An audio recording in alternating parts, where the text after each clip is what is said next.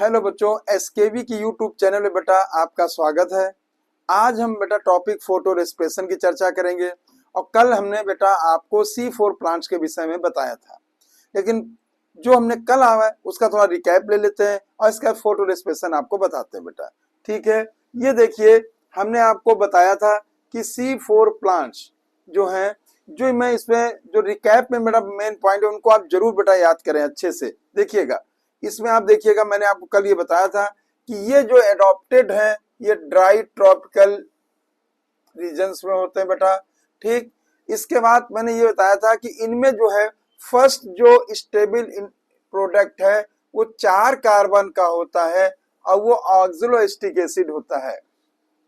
फिर मैंने आपसे इस पर बात की थी बेटा C4 प्लांट में स्पेशल एनाटॉमी जो है, ये बहुत ध्यान रखिएगा, स्पेशल एनाटॉमी ना रूट की है ना स्टेम की, लीफ की है। ये लीफ की एनाटॉमी की बात की थी और एनाटॉमी ऐसी होती है कि ये हाई टेम्परेचर और हाई लाइट इंटेंसिटी को टॉलरेट करते हैं। फिर मैंने आपसे बात एक और की थी बेटा कि अगर हम C3 C4 प्लांट में डिफरेंस करते हैं तो एक अलग फिजियोलॉजिकल प्रोसेस होती है जो आज मैं चर्चा करूंगा, वो है फोटो रेस्पिरेशन। फोटो रेस्पिरेशन जो है ये जो है C3 प्लांट में पाया जाता है और C4 प्लांट में फोटो रेस्पिरेशन नहीं होता है। रीजन मैं आपसे अभी चर्चा करने वाला हूँ। फिर मैंने आपसे चर्चा किया था बेटा इसमें वेस्कुलर बंडल के चारों तरफ बंडल सी सेल जो एनाटॉमी है वो क्रैंज एनाटॉमी, क्रैंज का मतलब रिंग या रेथ होता है, ये मैंने आपसे चर्चा किया था। और बंडल सी जो सेल्स है ये कई लेयर की होती हैं और इसके मैंने बेटा कुछ करेक्टर बात आपसे की थी कि इसमें लार्ज नंबर क्लोरोप्लास्ट होता है, थिक वॉल होता है, इम्परवियस टू गैस होता है और इंटरसोलर स्पेस एब्सेंट होते हैं। इनके अलावा बेटा मैंने आपसे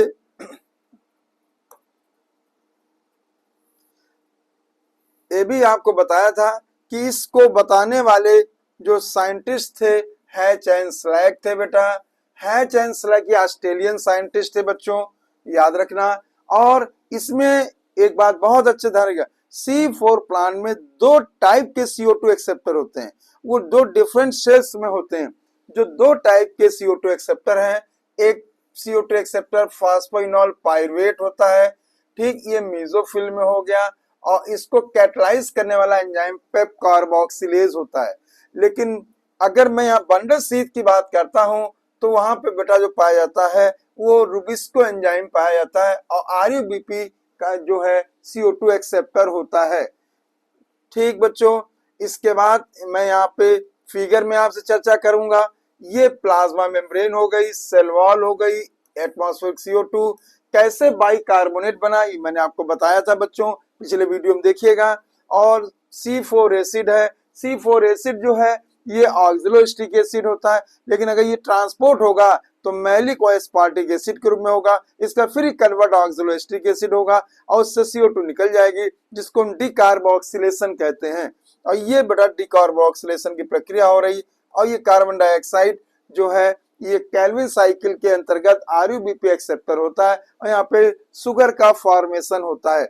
एक बहुत अच्छी बात ध्यान रखिएगा, देखिए इनमें इन बॉक्सों को भी आपको गौर करना, फिक्सेशन, ट्रांसपोर्ट, ट्रांसपोर्ट पुरानी बुक में एक जगह लिखा, लेकिन आपको ये याद रखना नई बुक है। ट्रांसपोर्ट जो है ये transport C4 acid from mesophyll to bundle sheath है और ये जो ट्रांसपोर्ट जो है ये C3 एसिड जो है बंडल सीथ टू मेसोफिल है।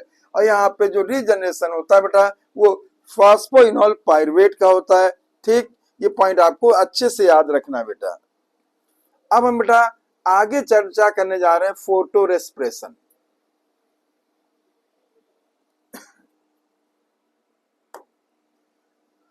फोटो रेस्पिरेशन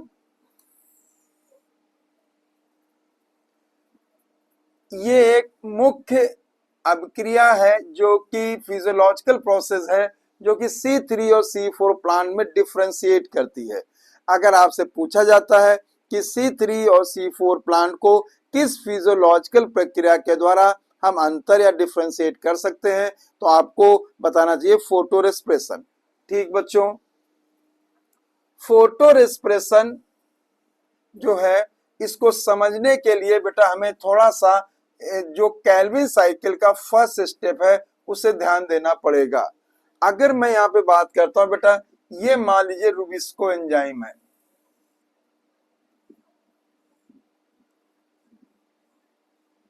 ये रूबिस्को एंजाइम है और आरयूबीपी है, ठीक, और ये CO2 एक्सेप्टर होता है। रूबिस्को एंजाइम जो है यहाँ पे जो है कंपटीशन जो है रूबिस्को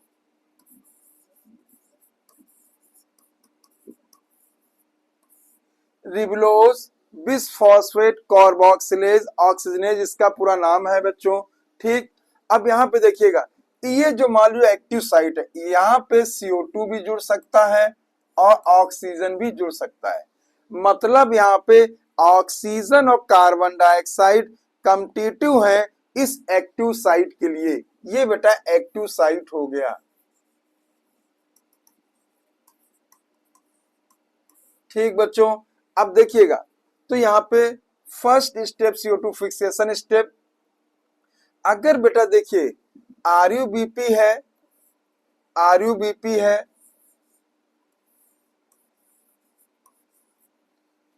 CO2 से रिएक्ट करेगा,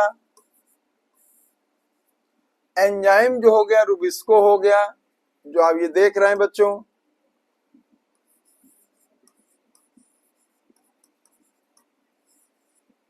और इससे 2 मोल पीजीए बनेंगे। ये जो है 3 कार्बन का मॉलिक्यूल होता है, ठीक। अगर यहाँ पे आरयूबीपी से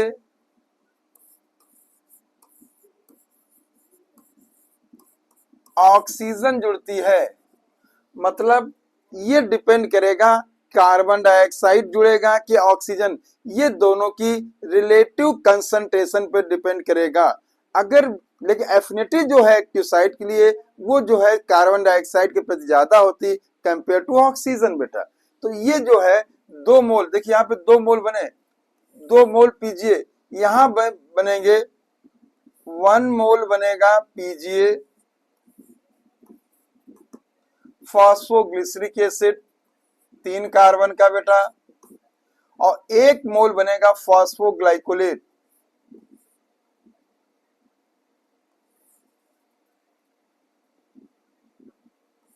ये बनेगा 2 कार्बन का। ये बात आपको ध्यान रखनी है। तो चूंकि यहाँ पे 2 मोल दोनों में बन रहे हैं, लेकिन यहाँ पे 3 कार्बन के 2 मोल पीजीए बनेंगे जब कार्बन डाइऑक्साइड जुड़ेगा, और जब ये ऑक्सीजन से जुड़ेगा तो 2 मोल तब भी बनेंगे, लेकिन 1 मोल बनेगा 3 कार्बन का और 1 मोल बनेगा 2 कार्बन का। इसीलिए जो ये जो है 2 कार्बन का है बेटा, इसे कहते हैं phosphoglycolate, phosphoglycolate,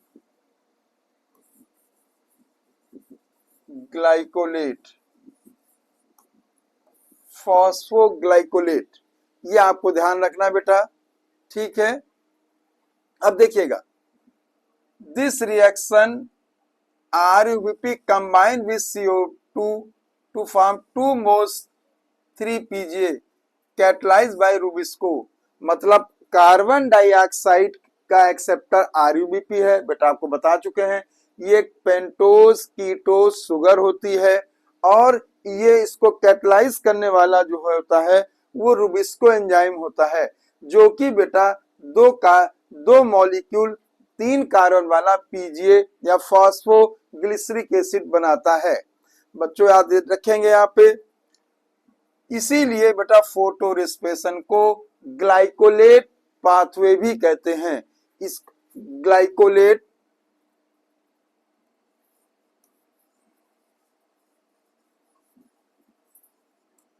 cycle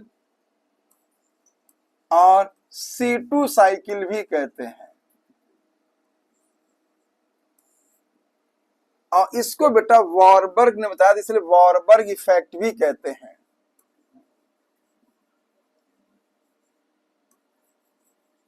Warburg effect भी कहा जाता है, ठीक है बच्चों। ग्लाइकोलेट साइकिल, C2 साइकिल या वॉरबर्ग इफेक्ट भी इसको कहा जाता है। ये वाला बेटा आपको याद रखना है रुबिस्को। ठीक, most abundant enzyme in the world, ये लाइन याद रखनी बेटा। रुबिस्को जो होती है मोस्ट एबंडेंट एंजाइम भी कह सकते हैं, मोस्ट एबंडेंट प्रोटीन भी कह सकते हैं, चूंकि एंजाइम मोस्टली प्रोटीन होते हैं। और बहुत ध्यान रखना, ये जो पाया जाता है क्लोरोप्लास्ट के स्ट्रोमा में पाया जाता है, क्लोरोप्लास्ट के स्ट्रोमा में पाया जाता है।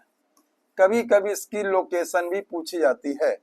ठीक, रुबिस्को एंजाइम जो है जिस ऑर्गेनेल में पाया जाता है उसका नाम क्लोरोप्लास्ट है, और उसमें जहां जिस जगह पाया जाता है उस जगह को बेटा फ्लूइड पार्ट होता है जिसको हम स्ट्रोमा बच्चों कहते हैं। ठीक है, अब देखें यहाँ पे, देखिए इसका नाम इसीलिए कार्बोक्सिलेज और ऑक्सीनेज क्यों रखा गया है, हेंस नेम, क्योंकि जब बेटा कार्बन डाइऑक्साइड से जुड़ेगा तो इसे कार्बोक्सिलेज कहेंगे, और जब बेटा ये ऑक्सीजन से जुड़ेगा तो ऑक्सीजनेज कहेंगे। Rubisco has much greater affinity to carbon dioxide when CO2 and O2 nearly equally line, बहुत ध्यान रखना, मतलब जब कार्बन डाइऑक्साइड और ऑक्सीजन का कंसंट्रेशन लगभग बराबर होता है तो इससे जो है जो एंजाइम जो है वो कार्बन डाइऑक्साइड को प्रायोरिटी देगा। लेकिन अगर ऑक्सीजन का कंसंट्रेशन ज्यादा है तो बेटा उस समय ये कार्बन डाइऑक्साइड की अपेक्षा ऑक्सीजन को प्रायोरिटी ज्यादा देगा, जिससे उस समय जो एंजाइम है वो ऑक्सीजनेज की तरह काम करेगा। ये बात अच्छी तरह याद रखेंगे। Imagine what would happen this were not this binding are competitive relative concentration of O2 and CO2। ये बात ध्यान रखिएगा कि रुबिस्को एंजाइम से जो है वो ये एंजाइम जो है जिसको कैटलाइज करता है, यहाँ पे देखेंगे ये, तो ये डिपेंड करेगा कि ऑक्सीजन वहां जुड़ेगा कार्बन डाइऑक्साइड, ये रिलेटिव कंसंट्रेशन पे डिपेंड करेगा। पॉइंट सीधे याद करेंगे। Determine which of the two will bind the enzyme, मतलब कार्बन डाइऑक्साइड और ऑक्सीजन में कौन जुड़ेगा ये डिसाइड होता है कार्बन डाइऑक्साइड और ऑक्सीजन के रिलेटिव कंसंट्रेशन पर। ठीक है बेटा, आगे देखेंगे बच्चों।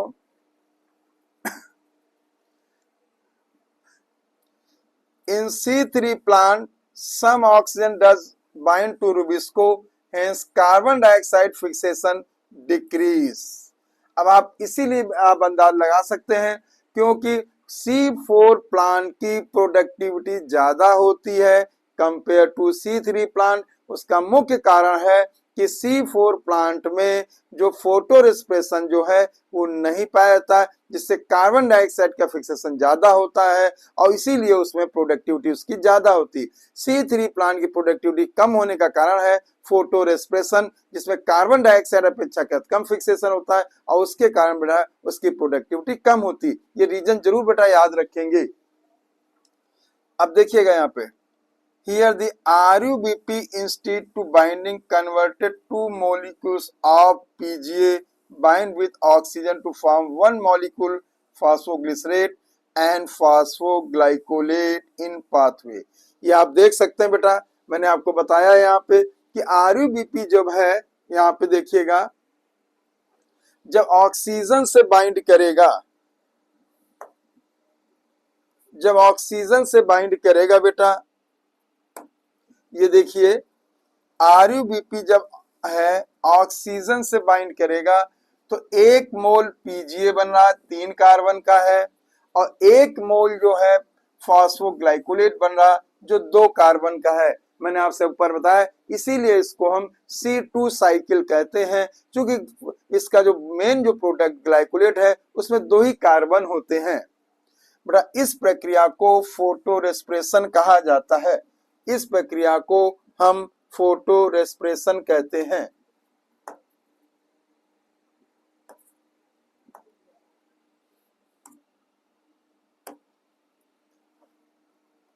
इसको फोटो रेस्पिरेशन कहते हैं। बेटा देखिएगा, जब RUBP जो है वो रुबिस्को एंजाइम कार्बन डाइऑक्साइड की अपेक्षा ऑक्सीजन से जुड़ेगा, जिस समय 1 मोल बनेगा फॉस्फोग्लिसरेट मतलब पीजीए, 1 मोल बनेगा फॉस्फोग्लाइकोड मतलब 2 कार्बन का।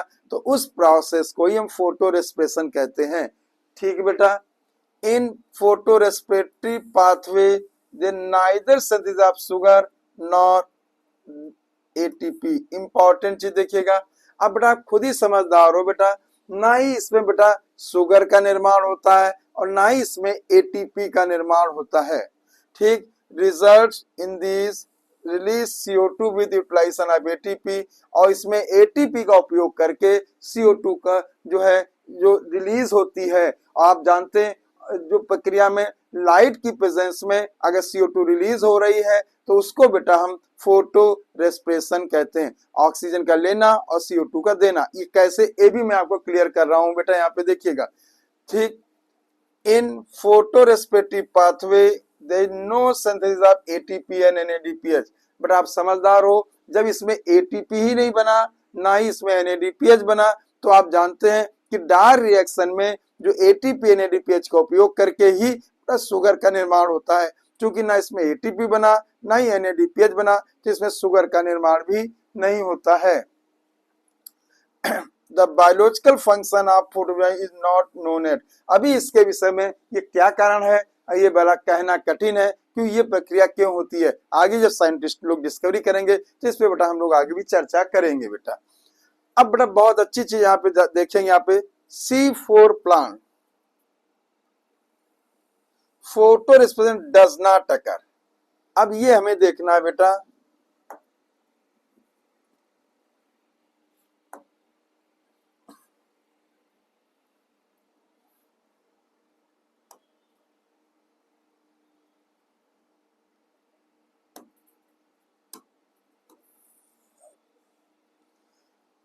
C4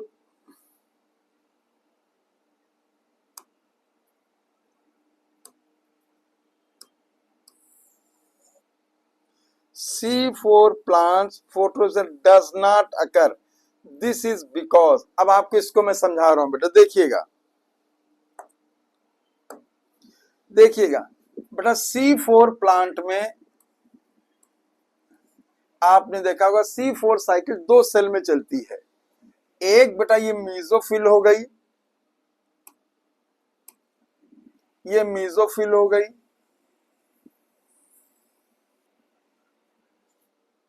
और दूसरी बेटा ये बंडल शीथ हो गई।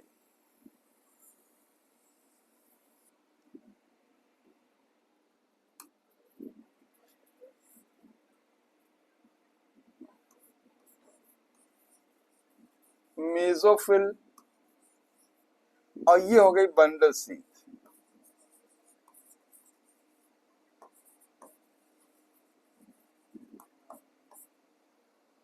आपको बेटा यहाँ पे ध्यान देना है, क्योंकि बंडल शीथ की जो सेल की सेल वॉल जो थी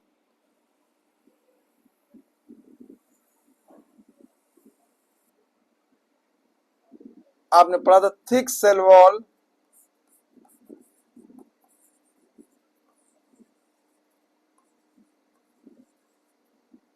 no intercellular spaces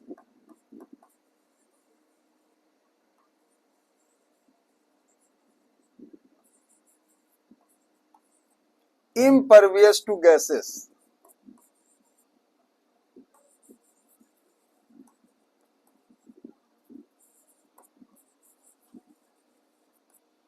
impervious to gases।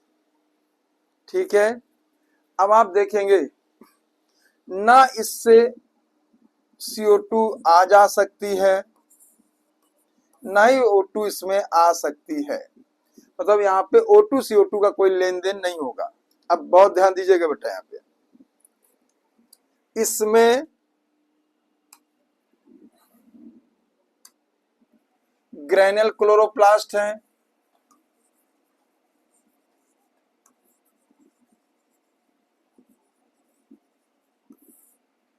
और इसमें बेटा ए ग्रेनुल क्लोरोप्लास्ट है।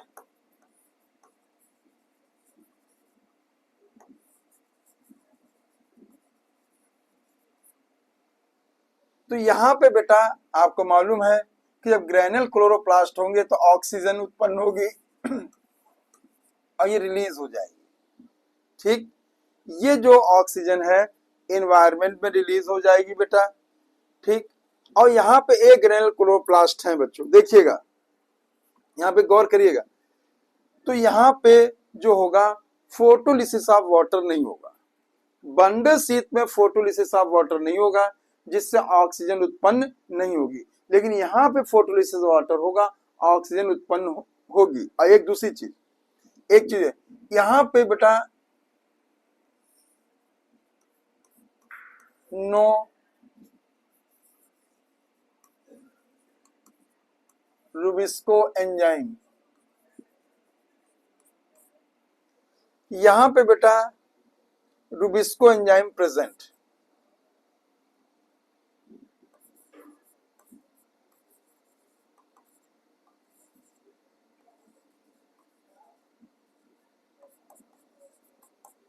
रूबिस्को एंजाइम प्रेजेंट है।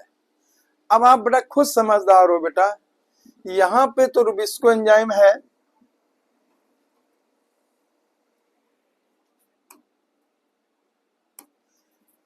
ये मैंने लिया रूबिस्को एंजाइम है,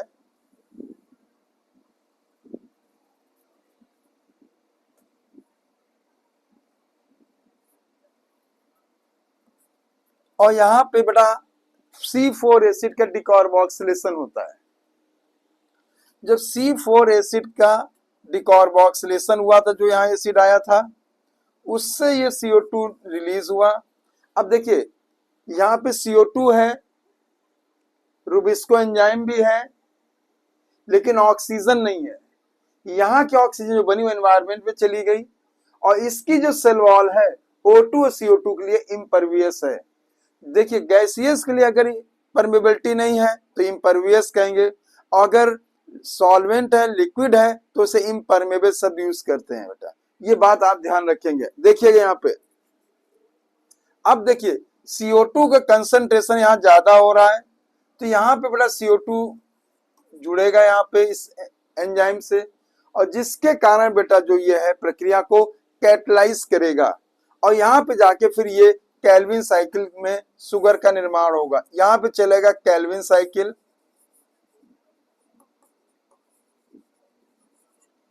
और बनेगा यहाँ पे शुगर का निर्माण, formation of sugar.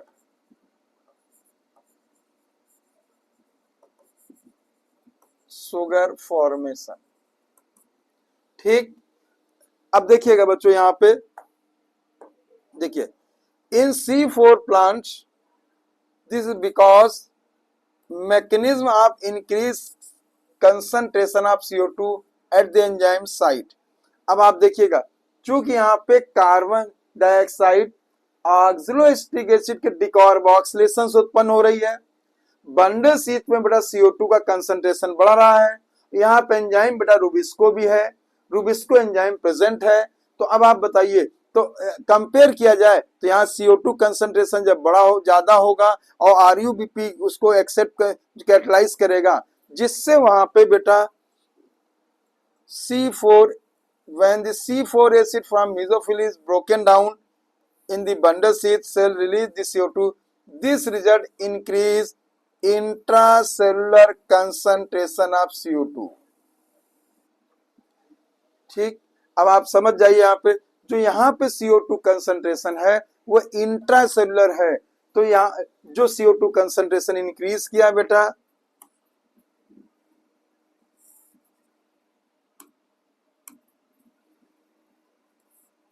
Increase intra cellular concentration. CO2 जो है, जिसके कारण बेटा जो है ये इंश्योर होता है बच्चों,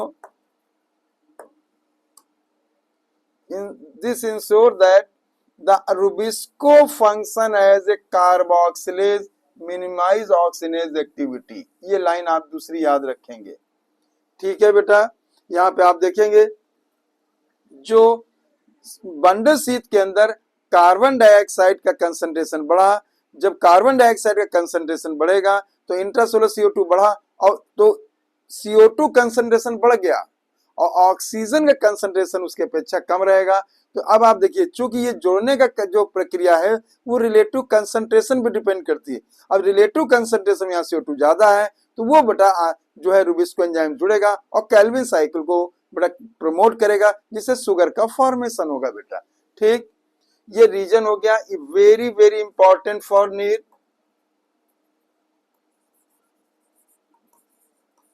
के लिए बेटा, ये पॉइंट जरूर याद रखेंगे। ठीक, देखिएगा, C4 plant lack photorespiration. Probably can understand why productivity is the better in these plant. Plant show tolerance of high temperature.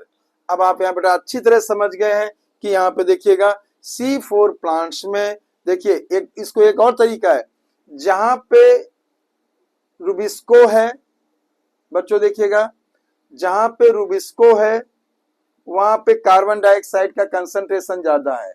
ठीक, मतलब ऑक्सीजन नहीं है। जहां पे ऑक्सीजन है वहां रुबिस्को नहीं है। तो आप खुद समझदार हैं, यहाँ पे नो रुबिस्को। ठीक, तो ऑक्सीजन है तो रुबिस्को नहीं। यहाँ ऑक्सीजन के साथ देखा कंपेयर किया जाए, ऑक्सीजन पे क्रम है, यहाँ कार्बन डाइऑक्साइड कंसंट्रेशन ज्यादा है, तो जिसके कारण बेटा जो है वो जो रुबिस्को एंजाइम है वो इसको कैटलाइज करेगा और यहाँ पे कैल्विन साइकिल को प्रमोट करेगा। तो मुख्य रूप से इसको आप याद रखें, जहां रुबिस्को है वहां पे ऑक्सीजन नहीं, जहां ऑक्सीजन है वहां रुबिस्को नहीं। ठीक है, लेकिन एक बात बहुत विशेष याद रखना है कि C4 प्लांट में दो प्रकार के CO2 एक्सेप्टर होते हैं। मीजोफिल में जो एक्सेप्टर है पेप होता है, और बंडल शीथ में जो CO2 एक्सेप्टर है वो RUBP होता है। तो मैंने बेटा आपको पूरा ये प्रोसेस बता दिया है। फिर से एक बार रिकॉल कर लीजिए कि जब देखिएगा, जब RUBP या रुबिस्को एंजाइम ऑक्सीजनेज की तरह काम करेगा, जिससे दो मोल बनेंगे, एक PGA फास्फोग्लाइकोलेट और दूसरा बनेगा फास्फोग्लिसरिक एसिड। ग्लाइकोलेट में 2 कार्बन है और ग्लिसरिक एसिड में 3 कार्बन है। इसी प्रक्रिया को फोटोरेस्पिरेशन कहते हैं। और जिन C4 प्लांट की प्रोडक्टिविटी ज्यादा होती है कंपेयर टू C3, चूंकि उसमें फोटोरेस्पिरेशन की प्रक्रिया नहीं होती है, उसका रीजन मैंने आपको बता दिया। थैंक यू प्यारे बच्चों। अगले टॉपिक में हम वीडियो में आगे की टेबल का चर्चा करेंगे। थैंक यू प्यारे बच्चों।